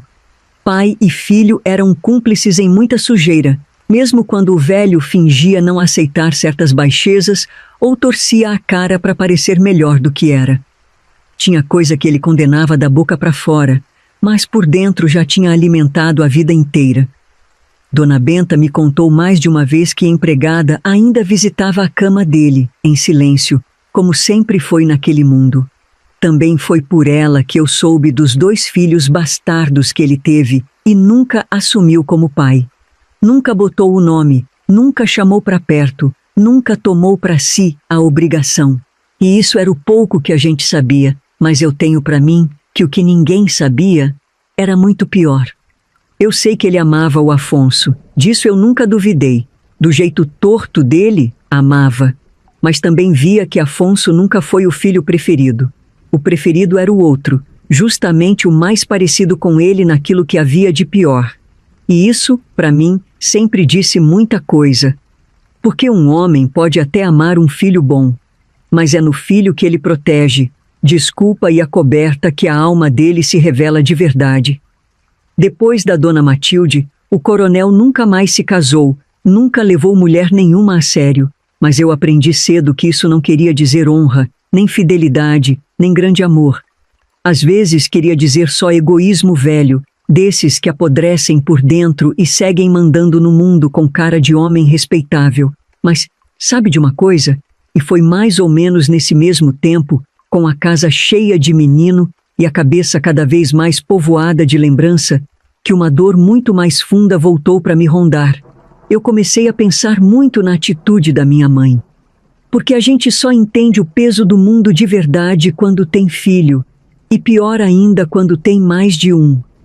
Na época daquele surto maldito de febre amarela que varreu a nossa colônia, a doença levou o meu pai e o meu irmão João no mesmo dia. Sobrou apenas eu, a minha mãe e o Pedro. Quando a febre pegou a mim e a ela de jeito, a minha mãe conseguiu aquele vidrinho minúsculo de remédio com um mascate, mas só dava para salvar um. Eu me lembro perfeitamente daquela cena. Ela olhou para o Pedro, o sangue do sangue dela, que gemia baixinho, enrolado num farrapo de coberta no canto do quarto. Depois olhou direto para mim. E mesmo ardendo por dentro, mesmo quase caindo, ela abriu a minha boca e derramou o remédio inteiro goela abaixo. Ela escolheu salvar a filha caçula e assistiu o meu irmão Pedro definhar até morrer junto com ela. Eu olho para os meus 5 filhos até hoje e a minha cabeça gira. Como ela conseguiu? Tá certo, ela deve ter pensado que o Pedro era mais forte que eu, que o corpo dele ia aguentar o tranco da febre e sobreviveria sozinho. Mas isso era uma aposta no escuro, era algo muito incerto. No fim das contas, ela escolheu. Como é que uma mãe consegue olhar para 2 crianças que saíram do próprio ventre, que ela embalou e amamentou, e decidir quem vai continuar respirando e quem vai para o caixão? Eu pergunto para você. É você mesmo que está aí do outro lado me ouvindo agora. Você tem mais de um filho? Pense no rosto deles por um segundo. Se você estivesse no meio de uma tragédia, sem saída, com apenas uma única dose de vida na mão, você teria coragem de escolher qual dos seus filhos ia viver e qual você ia deixar morrer, como a minha mãe fez?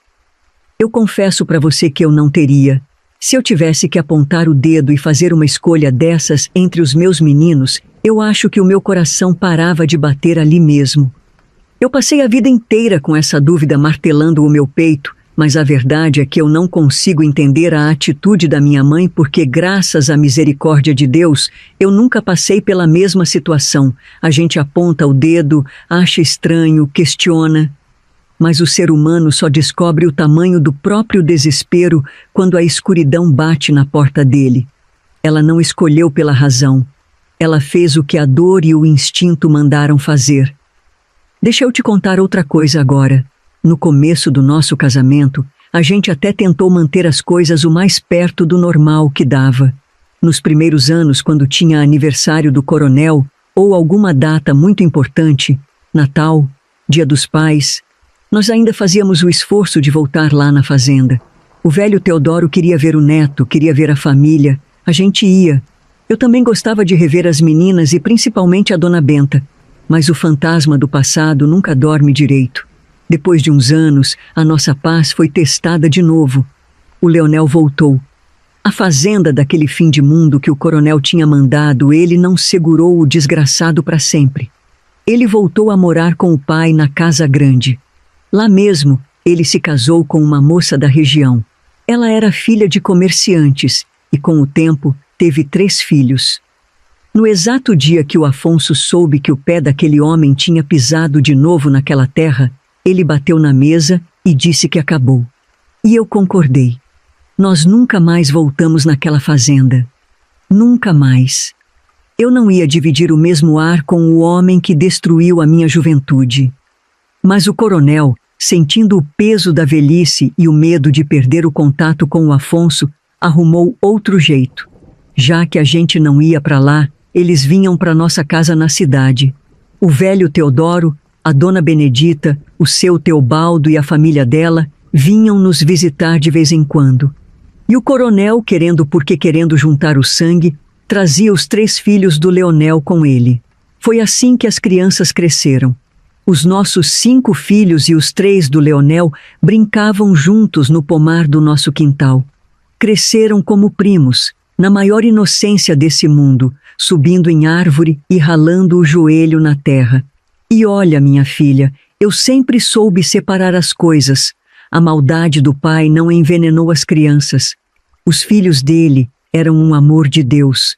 Tinha a Maria, uma menina bonita, dos olhos verdes, que gostava tanto de mim e vivia agarrada na minha saia. Eu sentia amor por eles de verdade mesmo, de coração limpo. Só que os nossos meninos nunca entenderam o motivo daquela regra cega que a gente tinha. Eles cansavam de perguntar por que não podiam ir na fazenda, por que não podiam conhecer o lugar onde o pai deles tinha crescido, por que os primos podiam vir para a cidade, mas eles não podiam fazer o caminho de volta. Eu e o Afonso sempre inventávamos uma desculpa. A gente desconversava, dizia que a estrada era ruim demais, que o pai trabalhava muito e não tinha tempo. Qualquer mentira servia para proteger a cabeça dos nossos filhos daquela sujeira toda que ficou para trás. A gente segurou esse segredo no peito por décadas, minha filha. Nós só abrimos a boca quando os nossos filhos já eram adultos formados, homens e mulher feitos, e quando eles mesmos já eram pais de família. Um dia, eu e o Afonso chamamos todos eles na sala de casa, sentamos todo mundo nos sofás e contamos. Contamos a história inteira. Contamos quem eu era de verdade. Contamos o que o tal do tio Leonel tinha feito comigo naquele quarto abafado. E contamos a coragem do pai deles de me salvar. E com o coração saindo pela boca, o Afonso olhou para o Francisco, o nosso primogênito, o menino forte que já estava ali com os próprios filhos no colo. E o Afonso revelou para ele que o sangue que corria nas veias dele não era o seu, e sim do Leonel. Minha filha, o mundo do Francisco caiu. Foi a coisa mais triste de se ver. Ele ficou louco de tristeza, de raiva, de decepção. Ele não estava com raiva de mim, ele estava com raiva da vida. Ele se sentiu sujo por carregar o sangue do homem que estuprou a mãe dele. O Francisco passou um bom tempo sem conseguir nem olhar direito para mim e para o Afonso. Mal falava com a gente. Ele sumiu no próprio silêncio para tentar engolir aquela pedra. Foi um tempo de muita oração. Mas o amor que o Afonso plantou nele a vida inteira falou mais alto que a biologia. O Francisco não foi criado por um monstro, foi criado por um homem de verdade. E foi isso que salvou o coração dele. Com o tempo, a poeira baixou. Ele entendeu o porquê de a gente ter escondido aquilo por tanto tempo.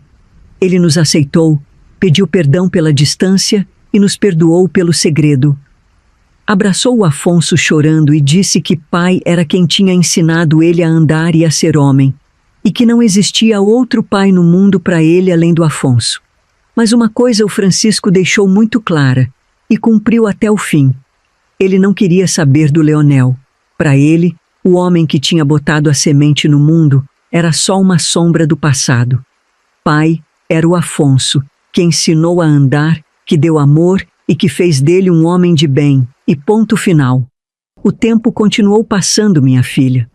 O coronel Teodoro viveu bastante, viu? Foi até os 94 anos de idade. Continuou firme até onde o corpo aguentou, mas um dia a velhice venceu e ele fechou os olhos para sempre. Os nossos meninos, eles eram loucos pelo avô. Por causa desse amor que os netos tinham por ele, e por respeito à história do Afonso, no dia do velório nós tivemos que quebrar a nossa promessa. Juntamos a família inteira. Eu, o Afonso, todos os nossos filhos e netos, e fizemos o caminho de volta para aquela fazenda. Eu confesso para você que, durante a viagem, o meu coração bateu apertado. Eu achei que quando botasse os olhos no Leonel de novo depois de tantas décadas, aquele pavor de antigamente ia voltar para me assombrar, que eu ia tremer, que ia me faltar o ar. Mas olha que coisa curiosa que é a vida, minha filha. Por incrível que pareça, eu não senti absolutamente nada. Não teve pânico, não teve perna bamba, não teve medo. Quando eu bati o olho naquele homem mais velho, no canto da sala, eu percebi que ele não tinha mais poder nenhum sobre mim. O amor que eu construí com o Afonso, a família linda que estava ali do meu lado me protegendo, tudo isso me deixou tão forte que o Leonel tinha virado uma coisa minúscula. Um nada. Eu passei por ele a noite inteira e não dei uma única palavra. O Afonso fez o mesmo. Nenhum meus sentimentos, nem um olhar de pena. Fingi que era um móvel velho encostado na parede. O Francisco fez a mesma coisa. Ele já era um homem feito, um pai de família de queixo erguido. Quando cruzou com o Leonel perto do caixão do avô, o Francisco fingiu que não tinha ninguém ali. Passou reto, sem desviar o olho, apagando a existência daquele homem com a maior frieza do mundo. E a pior punição para o Leonel nem foi a nossa indiferença, foi a da própria casa dele. A essa altura da vida, o nosso segredo já não era mais segredo para ninguém. A verdade inteira tinha chegado aos ouvidos dos 3 filhos do Leonel. E olha como a semente da ruindade dá fruto amargo. A Maria, aquela menina boa, e os 2 irmãos dela ficaram horrorizados quando descobriram a barbaridade que o pai tinha feito no passado. A decepção foi tão grande que os 3 viraram a cara para o Leonel por um bom tempo. Ficaram do meu lado e do lado do Afonso. O Leonel teve que engolir o desprezo e a vergonha dentro da própria casa. Nessa época, ele já era viúvo. Nós rezamos pelo velho Teodoro, nos despedimos e fomos embora dali de alma lavada. Entramos nos nossos carros e deixamos aquela fazenda para trás de vez, com a certeza absoluta de que a gente tinha vencido a maldade. E você deve estar se perguntando daquela senhora negra bondosa que Deus colocou na minha vida desde os meus 10 anos de idade. Pois é, minha filha, a nossa eterna Dona Benedita e o seu Teobaldo terminaram os dias deles na paz. Eles viviam na vila deles, que era ali perto da fazenda, mas não dentro das terras do coronel.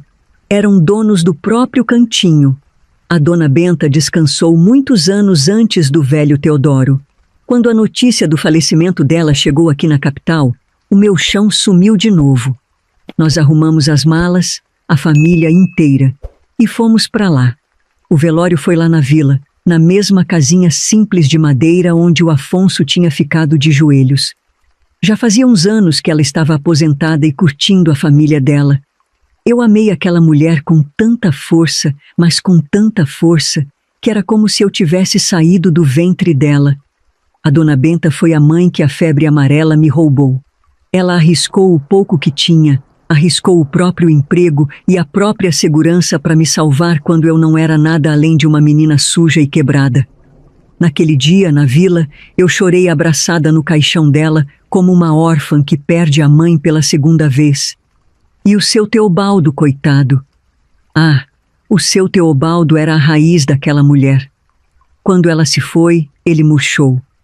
Ele não aguentou viver muito sem o amor da vida dele. Exatamente 1 ano depois, o coração dele parou e ele foi fazer companhia para ela no céu. E nós fizemos o caminho de volta para a vila para nos despedirmos dele também. Nessas 2 vezes que a gente foi para lá enterrar os dois, eu mal via quem estava ao meu redor. A minha dor e a minha gratidão por aquele casal eram tão imensas que o resto do mundo simplesmente sumia. Eles foram os meus anjos da guarda de carne e osso, e eu carrego os dois no meu coração até hoje, com o mesmo amor que eu dou para os meus próprios filhos. E agora, minha filha, que a gente já passeou por quase toda a minha vida, eu preciso te contar a parte que ainda faz o meu peito sangrar toda vez que eu respiro mais fundo. Eu te disse que o amor venceu a maldade, e venceu mesmo, mas a vida não poupa ninguém de chorar, nem mesmo quem a gente acha que já chorou o suficiente para 2 encarnações. O meu Afonso, o homem que me tirou do chão de uma cozinha, que me devolveu a dignidade e me deu um amor que eu nem sabia que existia. Já descansou. Faz 7 anos que ele foi morar com Deus. Eu sofro a falta dele todos os dias da minha vida. A nossa cama ficou grande e fria demais, e o silêncio às vezes machuca o ouvido. Mas olha para mim, e escuta bem o que eu vou te dizer. Não é querer desmerecer a morte do meu marido, pelo amor de Deus, porque ele foi o sol da minha juventude e a calmaria da minha velhice. Mas tem uma dor nesse mundo que consegue ser ainda maior e mais covarde que a de ficar viúva. É a dor de perder um filho. Um dos nossos 5 meninos, o meu Horácio, ele se foi antes do pai. Quando a gente enterra pai e mãe, é a ordem natural das coisas. A gente sofre, mas aceita. Quando a gente enterra o marido, é o ciclo da vida avisando que a nossa hora também está chegando. Mas quando uma mãe tem que escolher a roupa para colocar no caixão de um filho, minha filha do céu, ali o mundo acaba. A dor de ver um pedaço do seu próprio ventre descer para debaixo da terra não está escrita em livro nenhum. Não tem reza que explique, não tem palavra que console, não tem remédio no mundo que tire aquele buraco do peito. É uma dor que rasga a alma da gente e nunca mais costura. O meu Horácio partiu e levou metade da nossa alegria com ele. E levou também a força do pai. Eu tenho para mim, com toda a certeza do meu coração de esposa, que o Afonso só foi embora porque não aguentou o peso dessa saudade. O coração dele, que era tão grande, tão valente, tão cheio de amor para dar, não suportou bater num mundo onde o filho dele não respirava mais. A tristeza engoliu o meu velho. Aquele homem forte, que um dia enfrentou o coronel mais temido da região por mim, foi murchando de dor por causa do nosso menino. Pouco tempo depois do Horácio, o Afonso fechou os olhos e foi atrás dele. Hoje, eu tô aqui, sentada nessa poltrona bonita, com os meus 82 anos pesando nas costas, com a pele cheia de rugas, a saúde mais pra lá do que pra cá, a cabeça branca e o peito lotado de memórias. Os meus outros filhos cuidam de mim com o maior amor do mundo, os meus bisnetos enchem a varanda de barulho, e eu agradeço a Deus todos os dias por cada um deles. Mas aquele pedaço de mim, onde o Afonso e o Horácio moravam, aquele lá dói toda noite. Eu sei que a minha hora também está chegando, e eu não tenho medo da morte não. Eu amei, fui amada e construí uma família de verdade. E eu sei que quando o meu dia chegar, lá no portão do céu, o meu Afonso vai estar me esperando, e logo atrás dele, com os braços abertos para me dar o abraço que eu mais sinto falta no mundo, vai estar o meu menino Horácio. E aí, minha filha, a nossa história vai estar completa para sempre. E agora, antes de eu me despedir de vez e ir descansar, eu faço questão de deixar um agradecimento muito especial para vocês aqui do canal Reflexões dos Avós. Muito obrigada pela paciência de sentar, escutar os desabafos dessa velha aqui e por escreverem a minha história com tanto respeito e com tanto carinho. Olha, eu falo para todo mundo que esse é o melhor canal do YouTube inteiro. Confesso que, de vez em quando, eu fico até triste quando demora um pouco para ter história nova, viu? A gente fica aqui na expectativa, querendo ouvir mais. Mas eu entendo bem. Eu sei que deve dar um trabalho danado e que é difícil trazer um conteúdo tão profundo e tão caprichado assim para nós.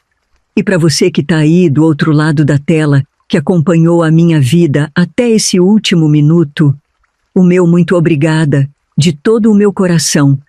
Nesse mundo de hoje, que anda tão apressado, onde quase ninguém tem tempo para nada, você decidir parar a sua vida para escutar as lembranças, as dores e as vitórias de uma idosa é uma coisa linda demais.